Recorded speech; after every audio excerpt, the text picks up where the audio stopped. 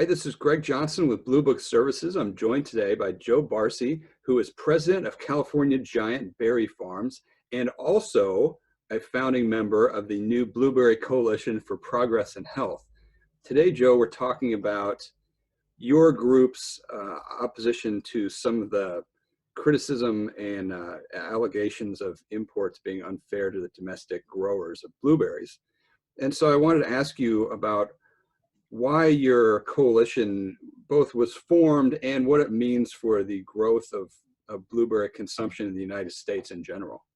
Yeah, Greg. Yeah, thanks for having me today. The coalition was formed, the Blueberry Coalition for Progress and Health was formed because we just don't think there's been serious injury to the domestic industry. And so we have to take a stance on that, right? We have to be able to provide the ITC with data and facts that support the case why we do not think there is serious injury to the domestic industry.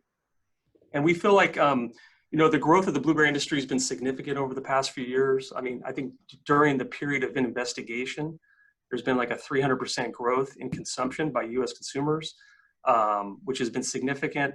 We still think there's a lot of upside for the industry. Compared to strawberries, right? There's just a lot of upside. The average consumer eats 2 pounds of blueberries a year versus 7 pounds for the average consumer on strawberries. So we think there's a lot of white space there, and there's a lot of opportunity to continue the momentum that has been built over the last 15 or 20 years. How is the fact that blueberries are very unique affect the industry and how these coalitions are going about? For instance, I know blueberries are produced all over the country at different times of year, and really not at all during half the year, which is why we have so many imports.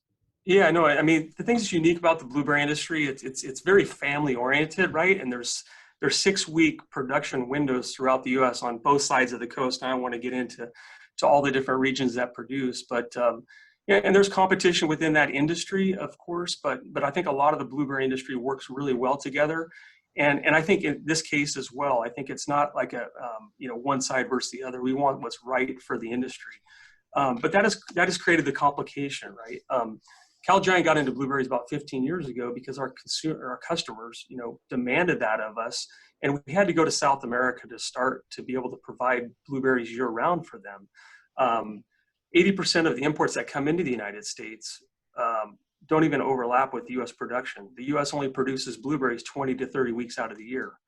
And when imports do overlap, when there is that temporal, overlap in the industry, that's when blueberry prices are at their highest in the U.S. So, yeah, we want to prove that point to the ITC and be able to provide data so they can make the right decision for the industry.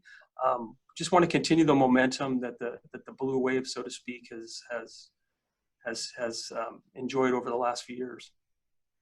All right, Joe. Well, I know that you expect decision within a few weeks as far as this case goes, so we'll be sure to follow it. Yes. Thank you very much, Greg. All right. Thanks. Appreciate it.